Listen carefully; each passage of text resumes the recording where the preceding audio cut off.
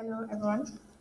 So I volunteered for to my local church, right, to to the tech department, and we're building this app, right, and it's a kids management. Okay, so it's like a kids management app for the junior church. It's basically just to track drop off and pick off to make sure that every child is accounted for, right? You don't want to come out like, "Where's my child?" and they're like, didn't you send a sister? Didn't you send a brother to pick them up? And they're like, what? Better produce my child. So it's just a way to track parents and make sure that the right parent is picking up the right child, parents and child. So there was no one to do the front end at the time because so I volunteered to do the front end, right? I am professionally more of a back end person because I did more of that professionally. But I did a little front end. Well, not a little, but I did front end. But when everyone is starting off, everyone starts off with HTML, CSS, and JavaScript, right? So yeah, I did it. I did some front end for a while and React and all that. So it's not really my strength, but it's not my weakness either. So yeah, I volunteer for that. I'm using Next and React. Oh, Next is in React, but yeah, I'm using Next for the project. And so today, I just want to show you guys where I've gotten some of the challenges I faced, next steps, and just a walkthrough on my code base. Don't worry, I try not to make it too boring. Yeah, so the stack I'm doing is I'm using Nest, as I mentioned, Tailwind. I feel like it's very compulsory because there's nothing as worse or as horrible as no it's in a bit, but CSS variables, naming CSS variables, the total worst. Like you can spend literally a huge amount of time coming up with names. So yeah, Tailwind is a very essential part of the stack. But yeah, for more complicated things like animations and what the kids are doing these days, you do CSS, right? Yeah, and then I'm using for my form validation. I'm using Zod for my form validations. Like I see, I have a lot of forms here, a lot of forms here. So although I cannot save, move to the next one. So this is some of the validations I'm doing here. I'm using Zod for that, and I'm using React hook forms. Then for my date picker, which I'll probably have to fill these forms to show in next for the child information, I'm using what's it called? Main time, I mean man time. Don't know exactly how it's pronounced. Yeah, so that's mostly it for the overall view of the project and what I'm doing. So let me give you a quick view of the code base. You guys don't run because I'm sure that this architecture is not structured in a very anyway. I'll still look into that to restructure notification. And yes, this image is actually not supposed to look like this, so but for some reasons I couldn't get the width out, so it's still one of the bugs I have to fix. But I'll just leave it there for now because for my sanity. I'll still come back to it. Yeah, so this is my code base. I nothing too serious actually. So I have my registration form here. The main is where I have the view you just saw. I think that's about here. And okay, so it's divided into two. Where's that from? Let me go back. This two forms. So I'm using a query to differentiate between them, which I'm ending up using here to differentiate to be able to like differentiate between the two views. In prod right now, it's actually really slow. If I log into okay, let me just walk through the code base. I'll get back to that because that's one of the challenges. So yeah, I'm using what's it called the query to differentiate between that. My forms are actually so repeated because they're actually so repeated. I have a lot of forms. So for the three forms that I have here, they are sharing some views, but not all. Some of them are unique to the particular forms, but some of them are shared, like name, first name, second name, first name, last name, gender. Most of all those things are repeated. Like phone number is unique to this guy. then the verified person is unique to this guy. So, say for example, I have this. So most of all these logical things where you have to like, so this does not show except this is. So most of all that, I'm using a lot of if renders. So for this is type. So for this is type for a member now. This should only show for the member. So it's from here that I'm picking from my query that I'm picking that out. Don't know where that is right now. I think it should be about. Mm, oh, can't find it.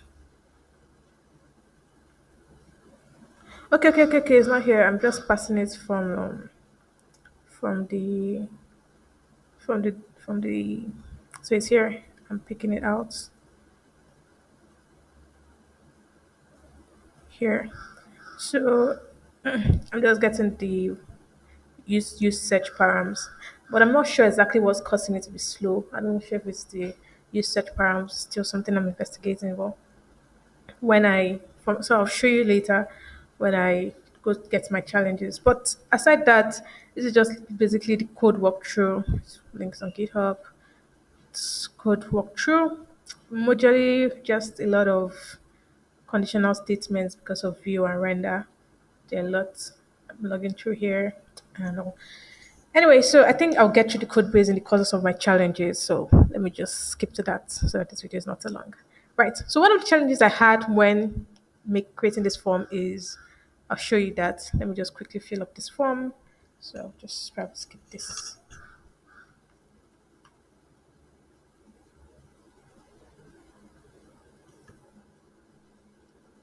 I had to pause minutes because when I went to the form I wanted to fill, I got this error. So I had to use like almost 30 minutes to debug and fix it. I just made a PR for it, so I would come back to the video when that is met. Hey guys, I spent a lot of time like now debugging this application. So it was, I said earlier that it, it was showing um, that error, whatever stuff that it was showing, and I had to figure out why. And so I started debugging a lot of issues. And see, software is never perfect, so we will iterate. Anyway, some of the challenges I faced at this form validation is so initially, let me tell you one is that whenever I added a new child, right, is to open the child that was recently added instead of like the last like this last child element. So I was able to solve that by instead of using a instead of using a in ID just set, I had to use a field ID. So what happens is that when I append it, the field doesn't set yet, right? So when I do fields length minus one, it takes me back to if I have two elements in the field, right? So it's usually one, and it's one when I before it's appended. So when it's appended, it's two, but it doesn't reflect immediately after it's appended. So the child data is still one as of when as of that time. So I was now using that data and subtracting one from it. So it was basically moving to the next, right? So I was able to fix that by use effect. So I basically wait for the field to change before I subtract that one. So that was one. Then also there was see this application has stressed me. There's this Zod forms and validation. So at first I was using this whole schema for my entire schema. So it was instead of me to just validate only personal because in my application I have to let me take this off from here.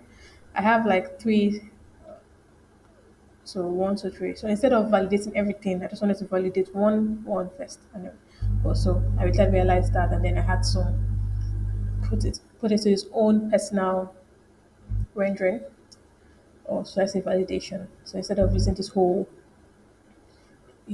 schema, I just had to narrow it down to three. Then what else? Validation. Oh my god. Back and forth in this thing. Right now I'm still having some bugs here, but you know what? I'm going to come back to this later. Right. So, what else? Okay, another thing also is that what's this thing having? This date that is randomly coming here. I'm not even sure why that is happening. But aside that, okay, so for delete, because I'm storing my data in local storage. So when I go back, for some reasons, I'm using context, use context to switch between states. So I have these states. Where is it? I have these three states, these three components rather. So personal, child, and caregiver. So I'm using use context to switch between the states. So for some reasons, when I go back, I just set the context, the navigation to personal, so it goes back to personal. But then it was causing a re-render and then it was clearing the states. So I don't know if that was supposed to happen, but it was what was happening. So here, like yeah, here. So when I click like back, so I have back here, I think it's here. Let me see. So when I click back on submit, I just set, I think is it here I'm setting it. I think it's here. Okay, let me use child because I can't remember what this was. Okay, so here, when I submit, I am setting the context to Canva. So I'm moving back. So I think for my back button, yeah, somewhere here, I let me see what that thing is. Okay, can't find it right now. I think it should be on more forms. Okay, no, somewhere here. Okay, yes. So this is it here. So for my button, I'm going back. So I just set the context back to personal. So when I do go back, it clears the whole state and it just it's not very user friendly. So I was using local storage to store all the data, and that has even given its own issue at the time. But yeah, so the data just comes here.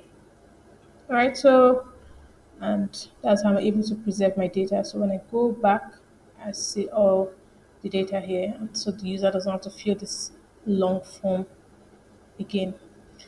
So those were majorly some of the issues I faced, and let's see. So next steps, I do have to refactor this code like crazy because I'm repeating a lot of things, and the form I'm thinking of using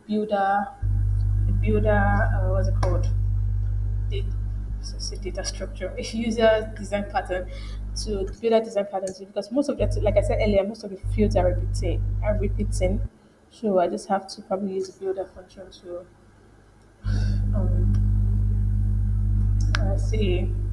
It's just anyway, I don't know, sharing them better so that I probably can just in a form I just have to maybe call all the fields that I need, but all of them are already declared ones, right? And see what I can do about a lot of logic that is being repeated. But yeah, major things I do have to refactor this, but I just wanted to get it working so that the users the QA can start testing it, right?